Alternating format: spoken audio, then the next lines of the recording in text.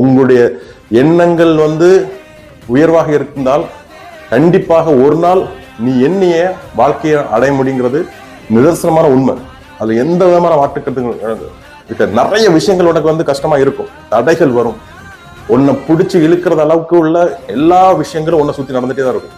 உன் காலை பிடிச்சி இழுத்து உன்னை அப்படியே டிராக் பண்ணி இழுக்க இருக்கும். பிடிச்சு நின்னப்பா, எந்த விஷயம் வந்தாலுமே சரிதான், எது வந்தாலும் சரி, உன் மைண்டை ஸ்ட்ராங் பண்ணி வச்சுட்டு you just keep strong yourself in mind.